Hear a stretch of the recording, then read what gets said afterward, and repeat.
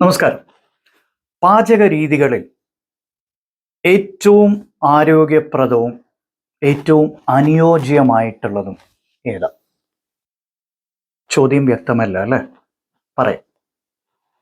പരമ്പരാഗതമായ രീതിയിൽ പാചകം ചെയ്യുന്നതാണോ, അതായത് വേവിക്കുന്നത്, പിന്നെ കറി കൂട്ടാൻ വെക്കുന്ന പോലെ വെക്കുന്നത്, ഫ്രൈ ചെയ്യുന്നതിനെ കുറിച്ച് ഞാൻ പറയേണ്ട ആവശ്യമില്ല, നിങ്ങൾക്ക് എല്ലാവർക്കും അറിയാം. എന്നാൽ ഈ അടുത്ത കാലത്ത് ന്യൂജൻ കുക്കിംഗ് സ്റ്റൈലിന്റെ ഭാഗമായി വന്നിരിക്കുന്ന മൈക്രോവേവിങ്, അടുത്ത കാലത്തൊന്നല്ല, ഒരുപാട് വർഷങ്ങളായി, എയർ ഫ്രൈ, സോട്ടേയിങ് എന്നൊക്കെ പറയുന്ന ന്യൂജൻ കുക്കിംഗ് ഉണ്ട്. പിന്നെ അഗെയിൻ നമ്മൾ എല്ലാവർക്കും, പ്രത്യേകിച്ച് നമ്മുടെ രാജ്യക്കാർക്കിന്റെ ഒരു ഒഴിഞ്ഞുകൂടാൻ പറ്റാത്ത ഒന്നാണ് പ്രഷർ കുക്കിംഗ്. അപ്പൊ ഇത്തരത്തിലുള്ള പല ശൈലികളിലുള്ള പാചക രീതികൾ, ഇവയിൽ ഏതാണ് നല്ലത്? നിങ്ങൾ നെറ്റിൽ കയറി ഒന്ന് സെർച്ച് ചെയ്ത് കഴിഞ്ഞാൽ ഭ്രാന്താവും. ഇതില് എല്ലാത്തിനും അതിൻ്റെതായ സപ്പോർട്ടേഴ്സും ഡിട്രാക്ടേഴ്സും ഉണ്ടാവും അല്ലേ? ചിലർ പ്രഷർ കുക്കിംഗ് ആണ് എല്ലാത്തിനും അനുയോജ്യം, അതിലെല്ലാം ഉണ്ടാക്കാമെന്നാ പറയുന്നത്. ചിലർ എയർ ഫ്രയറിൽ പിന്നെ ഈ പപ്പടം വരെ വറക്കുന്ന ആൾക്കാരുണ്ട് ഇക്കാലത്ത്.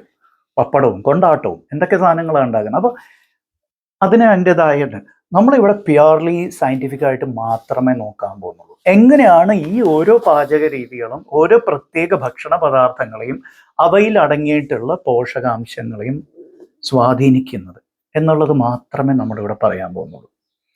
ഏതെങ്കിലും ഒരു പ്രത്യേക പാചക രീതിയെ പൊക്കിക്കാണിക്കാനോ അല്ലെങ്കിൽ വേറെ എന്തെങ്കിലും താഴ്ത്തി കെട്ടാനോ ഒന്നുമല്ല. ബിക്കോസ് എനിക്ക് ഒരു പാചക രീതിയെ കുറിച്ചും അങ്ങനെ കാര്യമായ അറിവില്ല, ശാസ്ത്രീയം ഒഴികെ വേറെ കാര്യമായ അറിവൊന്നും എനിക്കില്ല. അപ്പോൾ അത് പ്രായോഗികമായി ഉപയോഗിക്കുന്നവർ നിങ്ങൾക്കും ഇതിൽ കമൻറ്റ് ചെയ്യാം. നമ്മുടെ വീട്ടമ്മമാര് അല്ലെങ്കിൽ നളപാചകം അല്ലെ, നളപാചകത്തിൽ അഗ്രഗണ്യന്മാരുണ്ട്, ഇഷ്ടംപോലെ ആണുങ്ങളുണ്ട് ഇക്കാലത്ത്, നല്ല നല്ല നല്ല കുക്കിംഗ് ഒക്കെ ചെയ്യുന്നവർ. അപ്പോൾ you can comment on your own experiences. കേൾക്കാൻ നമുക്ക് ഒരുപാട് ആഗ്രഹമുണ്ട്. So please do come up with your comments. ഇനിയിപ്പോൾ നമുക്ക് ഓരോ ടൈപ്പ് പാചകത്തിലേക്ക് കടക്കാം. ഏതൊക്കെയാണ്? ആൻഡ് ഒരു കാര്യം നമുക്ക് എല്ലാവർക്കും അറിയാവുന്ന, എല്ലാ ഭക്ഷണ പദാർത്ഥത്തിനും അനുയോജ്യമായിട്ടുള്ള, അല്ലെങ്കിൽ എല്ലാ പാചകവിധികൾക്കും അനുയോജ്യമായിട്ടുള്ള ഒരു പാചക രീതി ഭൂമിയിലില്ല. ഏത് ഭക്ഷണമാണോ നമ്മൾ ഉണ്ടാക്കുന്നത്, എപ്പോഴാണ് ഉണ്ടാക്കുന്നത്, എന്തിനു വേണ്ടിയാണ് ഉണ്ടാക്കുന്നത്, അതിൻ്റെ ഗുണദോഷങ്ങളെ കുറിച്ചൊക്കെ നമ്മൾ അറിഞ്ഞിട്ട് തന്നെയാണ് പലപ്പോഴും പാചക രീതികൾ സെലക്ട് ചെയ്യാറ്. എന്നാൽ ചില കാര്യങ്ങളെക്കുറിച്ച് നമുക്ക് അറിവില്ല, അതാണ് ഇന്ന് അറിയാൻ നമ്മൾ ശ്രമിക്കുന്നത്. സോ ആദ്യം സ്റ്റീമിങ്, ആവി കയറ്റുക, പുഴുങ്ങുക എന്നൊക്കെ ഒരുപാട് അർത്ഥങ്ങൾ ഇതിന് വരും. അങ്ങനെ ചെയ്യുന്ന ഏറ്റവും സർവ്വസാധാരണമായിട്ട് നമ്മൾ ചെയ്യുന്ന ചോറാണ് അല്ലേ? അതായത് ഈ കാർബ്സ് കൂടുതലാണ്, സ്റ്റാർച്ചസ് കൂടുതൽ അടങ്ങിയിട്ടുള്ള സാധനങ്ങളാണ് നമ്മൾ കൂടുതൽ സ്റ്റീം ചെയ്യാനുള്ള സാധ്യത ഉള്ളത്. സ്റ്റാർച്ചസ് കൂടുതൽ അടങ്ങിയിട്ടുള്ളത്, അതിപ്പോൾ കിഴങ്ങ് വർഗ്ഗങ്ങൾ എല്ലാം സ്റ്റാർച്ചിയാണ്. അരി നമ്മുടെ ചോറുണ്ടാക്കാൻ വേണ്ടിയിട്ട്, ഇതൊക്കെ ആക്ച്വലി എന്താ ചെയ്യുന്നത്? സ്റ്റീമിംഗ് ആണ് അവിടെ ചെയ്യുന്നത്. അപ്പോൾ സ്റ്റീമിങ്ങിൻ്റെ ഗുണങ്ങൾ എന്താണ്? Water soluble vitamins. Water soluble vitamins എന്ന് പറയുമ്പോൾ ബി ആൻഡ് സി, ബി ഗ്രൂപ്പിൽ പെടുന്നതും പിന്നെ വൈറ്റമിൻ സിയും, ഇവ രണ്ടും ഏറ്റവും കൂടുതൽ നമുക്ക് നിലനിർത്താൻ പറ്റുന്നത് സ്റ്റീമിങ്ങിലൂടെയാണ്, ആവി കയറ്റുന്നതിലൂടെ. എന്നാൽ ബോയിലിംഗ്, അതായത് തിളപ്പിക്കൽ അത്ര നല്ലതല്ല. കാരണം ഈ പറയുന്ന വൈറ്റമിൻസ് അതിൻ്റെ കൂടെ നഷ്ടപ്പെട്ടു പോകാനാണ് സാധ്യതയുള്ളത്. ഒരു പരിധി അപ്പുറം ടെമ്പറേച്ചർ താങ്ങാൻ ഈ പറയുന്ന വൈറ്റമിൻസിന് സാധിക്കില്ല. അതുകൊണ്ടാണ് ബി കോംപ്ലക്സിൻ്റെ ടാബ്ലറ്റിലൊക്കെ നിങ്ങൾ കണ്ടിട്ടുണ്ടാവും, ഇത്രയും ടെമ്പറേച്ചറിന് താഴെ വേണം ഇത് സ്റ്റോർ ചെയ്യാന്നുള്ളത്. ബിക്കോസ് ടെമ്പറേച്ചർ സെൻസിറ്റീവ് ആണിത്. ഇപ്പോൾ നമ്മുടെ വീട്ടിലുണ്ടാക്കുന്ന മിക്കവാറും തോരനൊക്കെ ഈ രീതിയിലാണ് നമ്മൾ ഉണ്ടാക്കാറ്. സ്റ്റീമിങ്ങിലൂടെയാണ് ഇവിടെ ഉണ്ടാക്കാറ്. പിന്നെ ചെറുതായിട്ടൊന്ന് കടുക് പൊട്ടിച്ച് ഇടാറാണ് പതിവ് അല്ലേ? ഇപ്പോൾ പല്യാസ് എന്ന് പറയും, പല്യാസൊക്കെ നമ്മൾ ഉണ്ടാക്കുക, അതായത് ബാംഗ്ലൂരിലുള്ളവർക്ക് ഈ വാക്ക് നല്ല പരിചയം ഉണ്ടാവും. നമ്മുടെ വീടുകളിൽ തോരൻ എന്നൊക്കെ പറയുന്ന ആ ഇനത്തിൽ പെടുന്ന കറികൾ. ഇപ്പോൾ സ്റ്റീമിങ് ഏറ്റവും സർവ്വസാധാരണമായിട്ട് നമ്മൾ ഉപയോഗിക്കുന്നത്. ഇനിയിപ്പോൾ അതിൻ്റെ തന്നെ വേറൊരു വകഭേദമാണ് പ്രഷർ കുക്കിംഗ്. പ്രഷർ കുക്കിംഗ് ഒരുപാട് ഗുണങ്ങളുണ്ട്. എല്ലാത്തിൻ്റെയും വിശദമായ കാര്യത്തിലേക്ക് ഞാൻ കടക്കുന്നില്ല. പക്ഷെ ഒരു കാര്യം മാത്രം പറയാം, പ്രഷർ കുക്കിങ്ങിന് ഉപയോഗിക്കുന്ന ആ വെള്ളം ഉണ്ടല്ലോ, ബാക്കി വന്നിരിക്കുന്ന വെള്ളം കഴിവതും അത് കളയരുത്. പ്രഷർ കുക്കിങ്ങിൽ നമ്മൾ ഉപയോഗിക്കുന്ന ആ പച്ചക്കറി വാട്ടെവർ അത് അതിനു വേണ്ടി ഉപയോഗിക്കുന്ന വെള്ളം വളരെ കുറച്ചേ ഉണ്ടാവുള്ളൂ. അത് ഒരിക്കലും കളയരുത്. If you can please use it for something else. പലപ്പോഴും സൂപ്സ്, ബ്രോത്ത്സ് എന്നിവ ഉണ്ടാക്കാൻ ആ വെള്ളം ഉപയോഗിക്കുന്നത് നന്നായിരിക്കും. അപ്പോൾ പ്രഷർ കുക്കിംഗ് അതിൻ്റെ സകല സാധ്യതകളും പരീക്ഷിച്ച് പയറ്റിത്തെളിഞ്ഞ ഒരുപാട് പേര് ഈ കൂട്ടത്തിലുണ്ടാവും. Please comment. നിങ്ങൾ പ്രഷർ കുക്കിങ്ങിലൂടെ എന്തൊക്കെയാണ് പുതിയ പുതിയ കാര്യങ്ങൾ കണ്ടുപിടിച്ചെടുത്തത്? ഇക്കാലത്ത് എല്ലാം ഉണ്ടാക്കാൻ പറ്റുന്നുണ്ട് പ്രഷർ കുക്കറിൽ. കേക്ക് വരെ ഉണ്ടാക്കുന്നുണ്ട് പലരും പ്രഷർ കുക്കറിൽ. കേക്ക്സ്, പേസ്ട്രീസ് അങ്ങനെയൊക്കെ ഉണ്ടാക്കുന്നതായിട്ട് ഞാൻ കേട്ടിട്ടുണ്ട്. Cakes yes, quite common. അപ്പോൾ ഇതിൻ്റെ തന്നെ ഒരു വകഭേദമാണ് പ്രഷർ കുക്കിംഗ്. ബോയിലിംഗ് അത്ര നല്ലതല്ല, because especially water soluble vitamins പലതും നഷ്ടപ്പെടും. അപ്പോൾ നമ്മൾ സ്റ്റീമിങ്ങിന്, അതായത് ആവിയേറ്റുന്നതിനെ കുറിച്ച് പറഞ്ഞു അല്ലേ, ആൻഡ് തിളപ്പിക്കുന്നതിനെ കുറിച്ച് പറഞ്ഞു, പ്രഷർ കുക്കിങ്ങിനെ കുറിച്ച് പറഞ്ഞു. ഇനി നമുക്ക് ഈ റോസ്റ്റിംഗ്, ഗ്രില്ലിംഗ് അങ്ങനെ നമ്മുടെ നാട്ടിൽ അങ്ങനെ കൂടുതൽ ആവശ്യമായിട്ട് വരാറില്ല. റോസ്റ്റിംഗ് ആകെ പപ്പടം യൂഷ്വലി, പിന്നെ റോസ്റ്റ് ചെയ്യുന്ന മാംസാഹാരങ്ങളായിരിക്കും റോസ്റ്റ് ചെയ്യുന്നത്. വെജിറ്റേറിയൻ ഫുഡിൽ അങ്ങനെ നമ്മുടെ നാട്ടിൽ കൂടുതൽ റോസ്റ്റിംഗ് ആവശ്യം വരുന്നില്ല. നോർത്ത് ഇന്ത്യയിലാണെങ്കിൽ ഇപ്പോൾ പഞ്ചാബി, തണ്ടൂരി ഫുഡ്, അതിനൊക്കെ ഒരുപാട് റോസ്റ്റിംഗ് ആവശ്യം വരാറുണ്ട്. ഗ്രില്ലിങ്ങും ഇപ്പോൾ മെഷീൻസ് ഉപയോഗിച്ചാണ് ചെയ്യുന്നത്. ഗ്രില്ലേഴ്സ് ഓവൻസ് മിക്കവാറും വീടുകളിലുണ്ട് ഗ്രില്ലിങ്. അതിന് അതിൻ്റെതായ ഗുണങ്ങളുണ്ട്, നോ ഡൗട്ട് അബൌട്ട് ദാറ്റ്. പക്ഷെ അങ്ങനെ പൊതുവെ കൂടുതൽ ആവശ്യം വരാറില്ല. ഇവിടെ ഗ്രില്ലിങ്ങിനെക്കാളും നല്ലത്, അല്ലെങ്കിൽ റോസ്റ്റിങ്ങിനെക്കാളും നല്ലതാണ് നമ്മൾ ആദ്യം പറഞ്ഞു തുടങ്ങിയ എയർ ഫ്രയേഴ്സ്. എയർ ഫ്രയേഴ്സിൻ്റെ ഒരു ഗുണം എന്താണെന്ന് വെച്ചാൽ ഒരു ക്ലോസ്ഡ് സ്പേസിലാണ് ഇത് ചെയ്യുന്നത്. ക്ലോസ് സ്പേസ് ചെയ്യുന്നതുകൊണ്ട് തന്നെ പോഷക ഗുണങ്ങൾ കൂടുതൽ അതിൽ നിലനിർത്താൻ സാധ്യതയുണ്ട്. പിന്നെ വേറെ ഓയിലൊന്നും ചേർക്കാറില്ല. ഏറ്റവും ചെറിയ അളവിൽ മാത്രം അതിലൊന്ന് ലൈറ്റായിട്ടൊന്ന് ഓയിൽ തൂവിയാൽ മതി. സമോസ വരെ എയർ ഫ്രയറിൽ ഫ്രൈ ചെയ്തെടുക്കുന്ന ആൾക്കാരുണ്ട്. കഴിച്ചാൽ യഥാർത്ഥ സമോസ ശരിക്കും എണ്ണയിൽ ഡീപ്പ് ഫ്രൈ ചെയ്തെടുത്ത സമോസയുടെ അതേ ടേസ്റ്റ് കിട്ടുന്ന എയർ ഫ്രയർ സമോസ ഞാൻ കഴിച്ചിട്ടുണ്ട്. അപ്പോൾ എയർ ഫ്രയർ അവിടെ നമുക്ക് ഉപയോഗിക്കാവുന്ന ഒരു ഡിവൈസാണ്. ഇനി നമുക്ക് വീണ്ടും ഒരു പരമ്പരാഗത രീതിയിലേക്ക് പോകാം. പുളിപ്പിക്കൽ, ഫെർമെൻറ്റേഷൻ. കിൻവനം എന്ന് പറഞ്ഞാൽ ഞാൻ പണ്ടൊരു വീഡിയോ ചെയ്തായിരുന്നു. നമ്മുടെ പണ്ടത്തെ സബ്സ്ക്രൈബേഴ്സ് ഓർക്കുന്നുണ്ടാവും. അതിൻ്റെ മലയാളം വാക്കാണ് കിൻവനം. എന്ന് വെച്ചാൽ സാധാരണഗതിയിൽ നമ്മൾ ഫെർമെൻറ്റിങ് എന്ന് പറയുന്നത്. അപ്പോൾ ഈ ഫെർമെൻറ്റിങ്ങും പിന്നെ അതിന് ഇത്തിരി ഓവർലാപ്പും ചെയ്യുന്ന ഒന്നുണ്ട്, നമ്മൾ മുളപ്പിക്കൽ. അപ്പോൾ ഈ മുളപ്പിക്കലും പിന്നെ പുളിപ്പിക്കലും ഏതാണ്ട് ഒരേ പ്രക്രിയയിൽ, അതായത് സാധനങ്ങൾ അതേ രീതിയിൽ വിടുക. Nature will take it's on course. നമ്മൾ അതിലൊന്നും വേറെ ഒന്നും ആർട്ടിഫിഷ്യലായിട്ട് ചെയ്യുന്നില്ല. ഇതിന് അതിൻ്റെതായ കുറേ ഗുണങ്ങളുണ്ട്. ഇപ്പോൾ ഈ കഞ്ഞി, നമ്മുടെ നാട്ടിൽ ഏറ്റവും പ്രധാനമായിട്ടും കഞ്ഞി അല്ലേ, പഴങ്കഞ്ഞി വളരെ ഗുണമുള്ളതാണ്, നോ ഡൗട്ട് അബൌട്ട്. അത് ശാസ്ത്രം തെളിയിച്ചൊരു കാര്യമാണ്.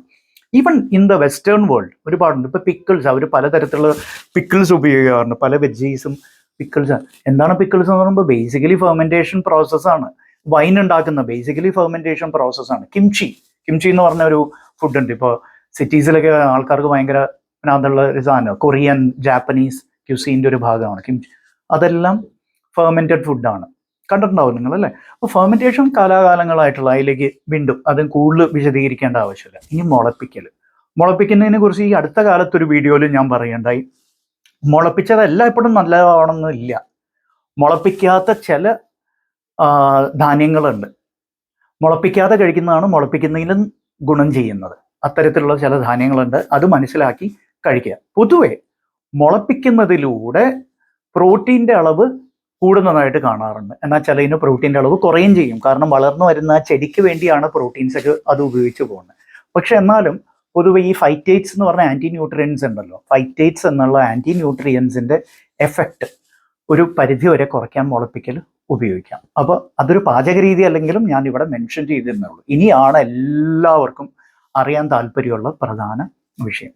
അപ്പോൾ ഈ സ്പോട്ടിൽ നിങ്ങൾ കമൻറ്റ് ചെയ്യുക. ഇത്രയും നേരം പറഞ്ഞതിനെക്കുറിച്ച് നിങ്ങളുടെ അഭിപ്രായങ്ങളും നിങ്ങളുടെ അനുഭവങ്ങളും, കുക്കിങ്ങുമായിട്ട് ബന്ധപ്പെട്ട നിങ്ങളുടെ അനുഭവങ്ങളും. ഞാനൊരു നല്ല കുക്കേ അല്ല, ഞാൻ വല്ലപ്പോഴൊക്കെ ഒരിക്കൽ കിച്ചണിലൂടെ ഒന്ന് കയറി ഇറങ്ങുന്ന കൂട്ടത്തിലാണ്. എൻ്റെ മെയിൻ സ്പെഷ്യാലിറ്റി എന്ന് പറഞ്ഞാൽ മാഗി നൂഡിൽസാണ് പണ്ടേ മുതൽ. അതിൽ ഞാനൊരു വലിയ മോശമല്ലാത്ത കുക്കായിട്ടാണ് നിന്ന്. അതിൻ്റെ അപ്പുറത്തേക്ക് എനിക്ക് കാര്യമായിട്ടൊന്നും ഉണ്ടാക്കാൻ അറിയില്ല. അപ്പോൾ നല്ല കുക്സ് ആയിട്ടുള്ള ഒരുപാട് പേര് ഇത് കാണുന്നുണ്ടാവും. So please comment. ഞാനും പതുക്കെ പഠിച്ച് വരുമായിരിക്കും. ഇനി മൈക്രോവേവ് കുക്കിങ്ങിനെ കുറിച്ചാണ് പറയാൻ പോകുന്നത്. എന്താണ് ഈ മൈക്രോവേവിങ്? ഏറ്റവും കുറവ് ജലാംശം ആവശ്യമായിട്ടുള്ള ഏറ്റവും നല്ല രീതിയിൽ പല ഭക്ഷണ പദാർത്ഥങ്ങളും നമുക്ക് പാചകം ചെയ്തെടുക്കാമെന്ന് തനതായ ആ പോഷക ഗുണങ്ങൾ നിലനിർത്തിക്കൊണ്ട് പാചകം ചെയ്യാവുന്ന ഒരു ഉപകരണമാണ് മൈക്രോവേവ് ഓവൻ. ഒരു സംശയമില്ല. മൈക്രോവേവിൻ്റെ ദോഷങ്ങളെ കുറിച്ചൊന്നും ഞാൻ പറയേണ്ട ആവശ്യമില്ല. മൈക്രോവേവ് എന്ന ഡിവൈസിൻ്റെ ദോഷങ്ങൾ എന്ന് വെച്ചാൽ മെറ്റൽ വെക്കാൻ പറ്റില്ല, അത്രേ ഉള്ളൂ ദോഷം എന്ന് പറഞ്ഞാൽ. പിന്നെ നിങ്ങളൊരു പാത്രം, ഇപ്പോൾ ഒരു മൈക്രോവേവബിൾ കണ്ടെയ്നർ അതിൻ്റെ അകത്ത് വെച്ചു, ആ കണ്ടെയ്നറിൽ ഫുഡ് ചൂടാവും, പക്ഷെ കണ്ടെയ്നർ ചൂടാവില്ല. അപ്പോൾ അത് സൂക്ഷിച്ചില്ലെങ്കിൽ നിങ്ങളുടെ കൈ പൊള്ളും, അങ്ങനെ സംഭവിക്കാം. അതല്ലാണ്ട് ഈ മൈക്രോവേവിൽ പാചകം ചെയ്ത ഭക്ഷണ പദാർത്ഥങ്ങൾ കഴിച്ചാൽ ക്യാൻസർ വരുമെന്നും, മൈക്രോവേവിൻ്റെ അടുത്തുകൂടെ പോയാൽ നിങ്ങൾക്ക് ബ്ലഡ് ക്യാൻസർ വരുമെന്നും, ആ മൈക്രോവേവ് രശ്മികൾ നിങ്ങളുടെ കണ്ണടിച്ച് പൊട്ടിച്ച് കളയുമെന്നും, നിങ്ങളുടെ തലച്ചോറിനെ വരെ വേവിച്ച് കുളമാക്കുമെന്നും, തലച്ചോറിനെ റോസ്റ്റ് ചെയ്യും എന്നൊക്കെ പറയുന്ന ശുദ്ധ സംബന്ധം അശാസ്ത്രീയം. Is it clear? ഒരു ശാസ്ത്രീയമായ പഠനത്തിലും മൈക്രോവേവ് കുക്കിംഗ് ഇതിനൊക്കെ കാരണമാവുന്നുണ്ടെന്ന് തെളിയിക്കപ്പെട്ടിട്ടില്ല. മൈക്രോവേവ്സിന്റെ അടുത്ത് പോയാൽ നിങ്ങൾക്ക് ക്യാൻസർ വരും. റോങ്, തെറ്റ്, തികഞ്ഞ അസംബന്ധമാണ് ഈ പറയുന്നത്. മൈക്രോവേവ് അവൻ്റെ എന്തായാലും മൈക്രോവേവ് അവൻ്റെ മുകളിൽ കയറി ആരും ഇരിക്കാനൊന്നും പോകുന്നില്ല, അതിൻ്റെ അകത്ത് കയറി കിടക്കാനും പോകുന്നില്ല. മൈക്രോവേവിൻ്റെ അടുത്തുകൂടി നിങ്ങൾ പോയതുകൊണ്ട് നിങ്ങൾക്ക് ഒരു ചുക്കും സംഭവിക്കാൻ പോകുന്നില്ല. മൈക്രോവേവിൽ പാചകം ചെയ്ത ഭക്ഷണ പദാർത്ഥങ്ങൾ കഴിച്ചതുകൊണ്ട് ഒന്നും സംഭവിക്കാനും പോകുന്നില്ല. പക്ഷേ ഒരു കാര്യമുണ്ട്, മൈക്രോവേവിൻ്റെ ഇതൊരു പ്രാക്ടിക്കൽ പോയിന്റ് മാത്രമാണ് ഞാൻ പറയുന്നത്. മൈക്രോവേവ് വീട്ടിലുള്ളപ്പോൾ നമ്മൾ ഫ്രഷ് കുക്കിങ്ങിന് താല്പര്യം കാണിക്കില്ല. കാരണം ഒരു തവണ ഉണ്ടാക്കി ഫ്രിഡ്ജിൻ്റെ അകത്ത് കുത്തിക്കയറ്റി വെച്ചാൽ മതി. ആവശ്യമുള്ളപ്പോൾ എടുക്കുക, മൈക്രോവേവിൽ വെക്കുക, ഹീറ്റപ്പ് ചെയ്യുക, എടുത്ത് കഴിക്കുക, സിമ്പിൾ. അപ്പോൾ ഫ്രഷ് കുക്കിംഗ് നടക്കില്ല, നമുക്ക് തന്നെ ഒരു മടി വരും. അപ്പോൾ ന്യൂട്രീഷൻ കുറയില്ലേ? തീർച്ചയായിട്ടും കുറയും. Because freshly cooked food, home made freshly cooked ഫുഡിലുള്ള ഒരു ന്യൂട്രിയൻ കണ്ടന്റ് അത് റീഹീറ്റ് ചെയ്യുമ്പോൾ കിട്ടിയെന്ന് വരില്ല. പിന്നെ റീഹീറ്റ് ചെയ്യുമ്പോൾ ദോഷകരമായിട്ട് മാറാവുന്ന ഭക്ഷണ പദാർത്ഥങ്ങളുണ്ട്. അതിനെക്കുറിച്ച് ഞാൻ വേറൊരു വീഡിയോ ആക്ച്വലി ചെയ്തിട്ടുണ്ട്, റീഹീറ്റ് ചെയ്യാൻ പാടില്ലാത്ത ഭക്ഷണ പദാർത്ഥങ്ങളെ കുറിച്ച്. അപ്പോൾ റീഹീറ്റ് ചെയ്താൽ അങ്ങനത്തെ ചില ദോഷങ്ങൾ വരാം. എന്നാൽ മൈക്രോവേവ് രശ്മികൾ, അതിലെ തരംഗങ്ങൾ, ആ തരംഗങ്ങൾ കാരണം ഫുഡ് ക്യാൻസറസ് ആവുമെന്നോ നിങ്ങൾക്ക് ക്യാൻസർ വരുമെന്നോ എന്നൊക്കെ പറഞ്ഞാൽ ഇറ്റ്സ് ഓൾ അട്ടർ നോൺസെൻസ്.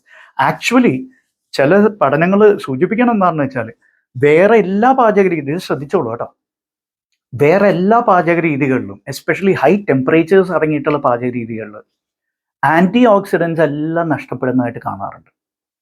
മൈക്രോവേവിൽ അങ്ങനെ സംഭവിക്കാറില്ല. ഇൻഫാക്ട് ആൻറ്റി ഓക്സിഡൻസിനെ നിലനിർത്തിക്കൊണ്ട് പാചകം ചെയ്യാൻ സാധിക്കുന്ന ഒരേ ഒരു പാചക ശൈലി മൈക്രോവേവാണ്. പിന്നെ നമ്മുടെ നാടൻ പാചക ശൈലികളിൽ മൈക്രോവേവിന് വലിയ സ്ഥാനമൊന്നുമില്ല. ഇപ്പം നമുക്ക് പായസം ഉണ്ടാക്കണം, വിഷു ഒക്കെ അല്ലേ, പായസം ഉണ്ടാക്കണം, മൈക്രോവേവിൽ ഉണ്ടാക്കുന്ന പായസവും ശരിക്കും അടുപ്പത്ത് വെച്ച് ഉണ്ടാക്കുന്ന പായസവും തമ്മിൽ അജഗജാന്തരം വ്യത്യാസമുണ്ട് ഇല്ലേ? അല്ലെങ്കിൽ നമ്മളൊരു തോരൻ വെക്കണം, തോരൻ മൈക്രോവേവിൽ ഉണ്ടാക്കി നോക്കിയിട്ടുണ്ടാവും നിങ്ങൾ പലരും, ഒരു ടേസ്റ്റും ഇല്ല. എന്നാൽ ശരിക്കും നമ്മൾ ആ കടുക് പൊട്ടിച്ച് അതിൽ ആ സ്ലോ കുക്കിംഗ് വെരി ഇമ്പോർട്ടൻറ്റ്. നമ്മുടെ നാടൻ പാചക ശൈലികളുടെ ഒരു അവിഭാജ്യ ഘടകമാണ് സ്ലോ കുക്കിംഗ്. മണിക്കൂറുകളോളം ദിവസങ്ങളോളം അല്ലേ, ഇപ്പോൾ ചില ബിരിയാണിയൊക്കെ 2 ദിവസമൊക്കെ കുക്കിങ്ങിന് വെക്കുന്നതായിട്ട് ഞാൻ കേട്ടിട്ടുണ്ട്. മണിക്കൂറുകളോളം അടുപ്പത്ത് വെച്ച് കുക്ക് ചെയ്യുന്നു. അതിൻ്റെതായ ഗുണങ്ങളുണ്ട് ദോഷങ്ങളുണ്ട്, അല്ലെങ്കിൽ വിശദം. കാരണം ഇന്ന് എല്ലാവരും കൂടുതൽ അറിയാൻ താല്പര്യപ്പെടുന്ന ഈ മൈക്രോവേവിനെ കുറിച്ചാണ്. ഇപ്പോൾ യൂട്യൂബിലും ഗൂഗിളിലൊക്കെ നിങ്ങൾ നോക്കാം, എല്ലായിടത്തും ചെറുപുറ മെസ്സേജസ് ആണ്. മൈക്രോവേവിൽ ഇട്ടാൽ ക്യാൻസർ വരും, ബ്ലഡ് ക്യാൻസർ വരും, ബ്രെയിൻ ട്യൂമർ വരും എന്നൊക്കെ പറഞ്ഞു. It's all nonsense. Nothing of that sort happen. So microwave can be used, but ഇതിൽ പറയുന്ന പോലെ സെൻസ് വേണം, സെൻസിറ്റിവിറ്റി വേണം, സെൻസിബിലിറ്റി വേണം. Thanks for watching.